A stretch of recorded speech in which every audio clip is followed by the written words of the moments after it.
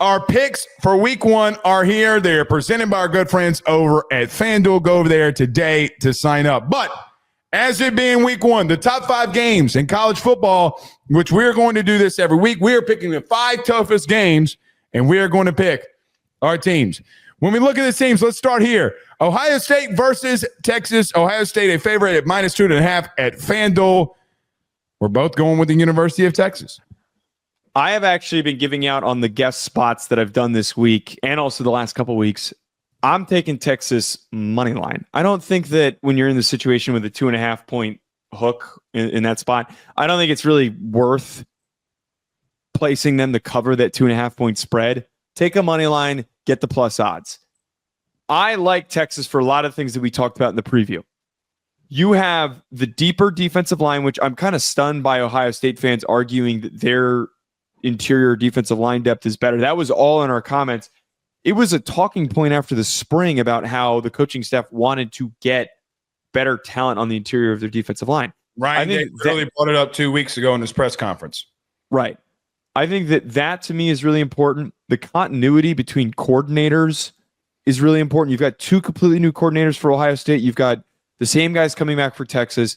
And Arch has actually played. Julian Sain is not. Arch is a year older. Julian Sain is a redshirt freshman. Those small swinging points for me are enough for me to take Texas. I think that both these teams will be great this year. I think that this kind of reminds me of C.J. Stroud, where he loses to Oregon and then he goes on to have the prolific career that he had for Ohio State. It does not mean that this team is bad. It just means that Texas is potentially the Death Star of this season and is going to be very, very talented. For me, you bring up the front 7, and you bring up the front 7 of Texas. And I don't think Ohio State is a team that rebuilds. I think they reload. That's why they're favored. That's why our friends at FanDuel have them at plus or minus odds here. I think when you pick against Ohio State, what people are hearing from that side of the room, we see your comments in the chat right now, are, oh, you think we suck. No. Joe, you demoted Brian Hartline a year ago.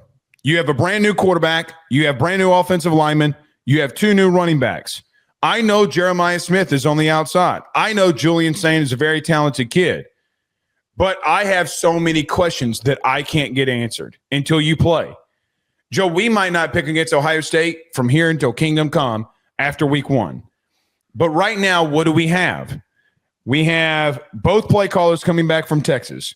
We have a guy that did start at quarterback last year and did get playing time. We have multiple running backs returning for Texas. Now, Texas has some offensive line pieces that they got to bring back. How can they deliver? They got their front 7 returning, literally.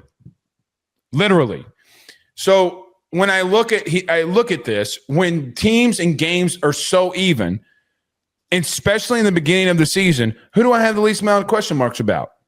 And this one for me at the current moment, it's just Texas. If it was flipped, clearly I'm going with Ohio State. I just think they're evenly matched, and I'm going to go with what I know more than what I don't. Yeah. I think it's easy to ride that. Well, that's pretty much what everybody's doing, it seems like here. All right, Joe, the second game. Oh, boy, I'm about to get yelled at. Miami versus Notre Dame. Miami plus 2.5 over with our friends over at FanDuel. Joe, I'm going with Miami. You're going with Notre Dame. Let's have the yellow. Okay, so I need to be perfectly clear here. I don't bet on Notre Dame. I have never placed a bet on Notre Dame in my life. And I yell at my friends for betting on Notre Dame. Sean did a very painful bit, my roommate, my co-host for Hack City, where he would bet on them every single game. And it kind of worked. The only game he didn't bet on them was the Northern Illinois game, and that kind of hurt us, I guess. I'm not going to be betting. Shut up. I'm not going to be betting on this game, but I did this every time last year. If I have to pick Notre Dame for a game, I'm picking Notre Dame to win. I'm picking them to cover. Just the simple analysis concept. The secondary rebuild for Miami is a lot to ask for. Mm-hmm. For CJ Carr's sake, I don't think that there's going to be a lot on his shoulders because they're going to be able to lean on him and they're going to be able to run the football. And then lastly, I think that going up against this secondary for Notre Dame, which is known for having lockdown coverage, for shutting down opposing receiver groups, probably won't happen against Miami. But I think that there's a chance that Carson Beck does turn the ball over.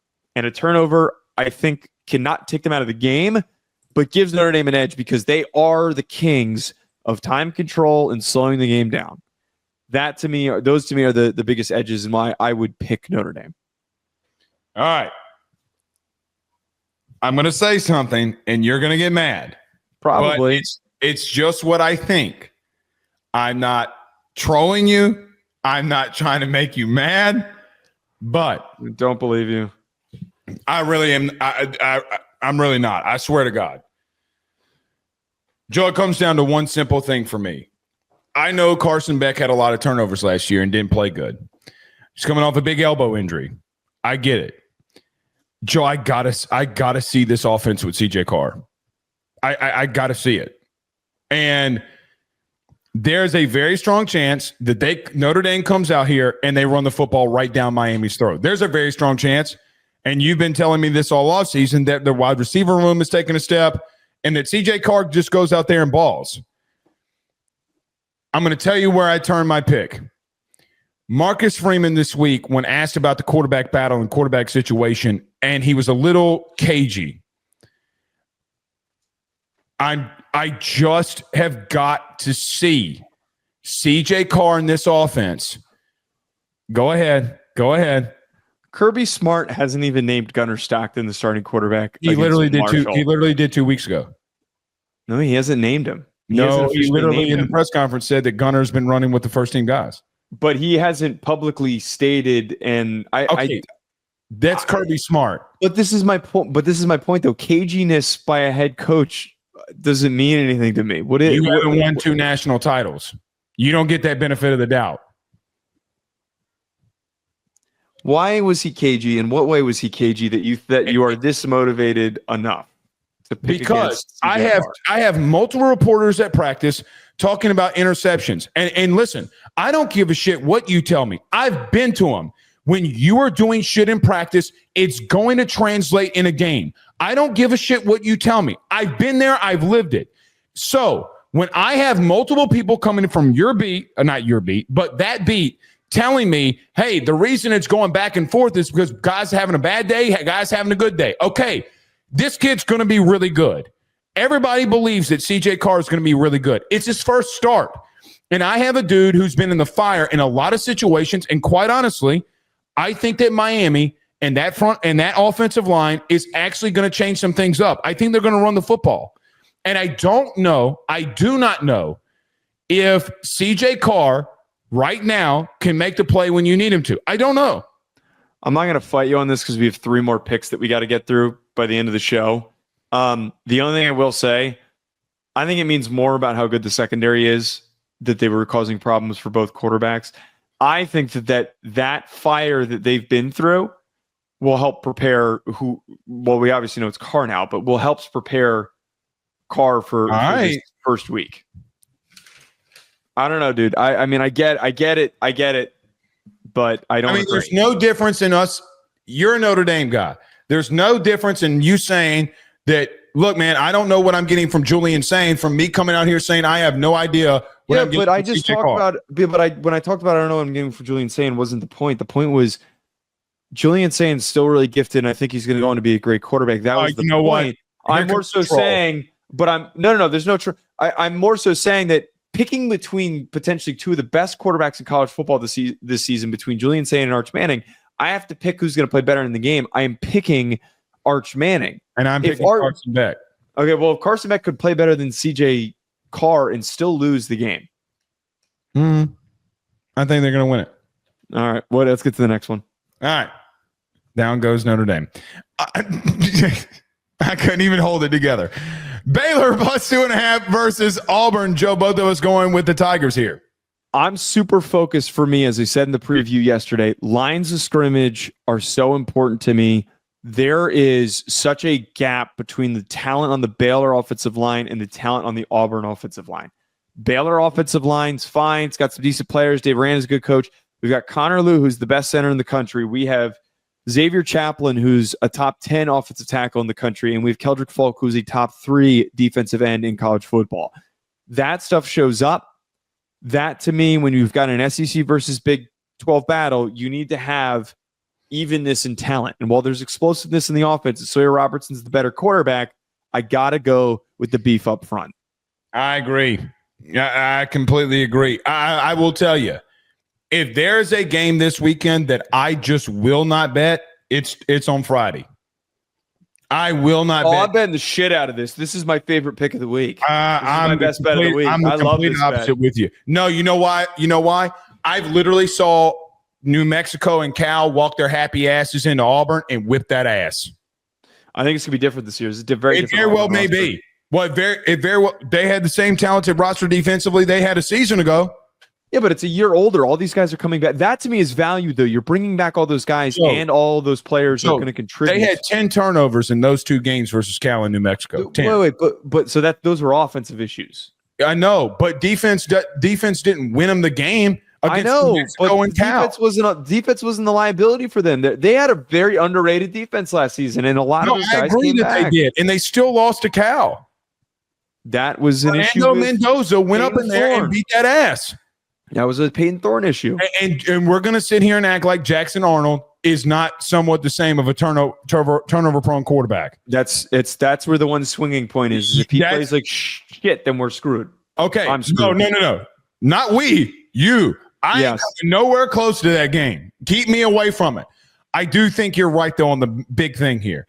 You brought up the word beef, and they got more beef than Walmart. Okay? I mean, look, man, the talent's going to overcome it, I think. Yeah. I do think it's close. I really do. I don't know if Auburn can separate themselves. I really don't. We'll see. Joe, I'm skipping this one. Florida State versus, you have Auburn. It's Alabama, but Florida State plus 13.5 versus Alabama. Tim Keenan not going to play for Alabama. We're both I'm going with the Tide plus the points. You're going with the Tide, but Florida State plus the points. Yeah, I think that Alabama is going to win. But the only reason why I'm taking Florida State to cover is that the line is so big that I'd rather kind of bank off of them backdoor covering, them putting up points at the very end of the game, something. We're talking about a 2-touchdown victory. I think that Alabama has the game in control, but Florida State loses by 10 or so points. There's just too much capability for a fourth quarter big play from Castellanos or Deuce Robinson when everybody thinks that the game is over. I don't like to bet on a game like this and bet in favor of a team like Alabama that's that big of a favorite. So I'm going to take Florida State to cover. Joe, they're going to cover by halftime. Well, just because they cover by halftime doesn't mean they don't. Okay, they're going to double cover then in the second half. I have no faith in Florida State whatsoever. All right. Zero. All right. Let's get to the last one here. Joe, Clemson plus 3.5 versus Clemson. Minus 3.5. Oh my God, I completely screwed up this. We need a production assistant, man. I am awful at making graphics. Clemson minus 3.5 versus LSU. We're both going with Clemson. Yeah, because apparently Clemson's playing themselves. I am taking Clemson for the main reason of LSU resetting on their offensive line. There are so many guys that left to go to the NFL, and I think that continuity is going to mean something. I think that the talent on Clemson's defensive line is going to show up just in like one late game situation is all it takes. One late game situation for them to win by 4 points or a touchdown or something along those lines. I think that LSU is a legitimate shot of winning this game. And I wouldn't be surprised if I'm wrong here, but my lean is on Clemson because of that specific matchup. I'm sorry. Well, LSU fans should be happy because every time I pick against LSU, they win. I'm going with Clemson at plus 3.5 because let me tell you how this game's going to come down. Fourth quarter with a minute to go, Garrett Nussmeier leads LSU into field goal range. And the Tigers win 34-31. The line is 3.5. Give me LSU plus 3. But you can't because it's 3.5. So I got to go Clemson. I'm taking the Tigers. Wait. Give me. I'm just picking to win 34-31. You're Give picking me LSU to win 34-31. But I Clemson's think favorite. Clemson's the favorite. Oh wait. Clemson's 3.5-point favorite. Yeah, but if LSU wins by 3, then oh shit, I messed that up. Yeah, Clemson doesn't cover. So you're picking Clemson. You're picking LSU to win. I thought I outmaneuvered you. No, you didn't. No. Keep it the same. Because you don't want to jinx it. Is that what that is? Yeah, I don't want to jinx it. All right, here's the God's honest truth. I was trying to play with you in the beginning. Pause. Yeah. Last thing. I said last year when LSU lost the opener, you got to prove it to me. You got to prove it. There, you want my take? Go prove it. I want you to win, but you got to go into Clemson and prove it. That's it. I mean, listen, Joe, I think that they're better defensively. What does that mean? I have no idea. I really thought I had you there. No, damn it. No, you had your math wrong.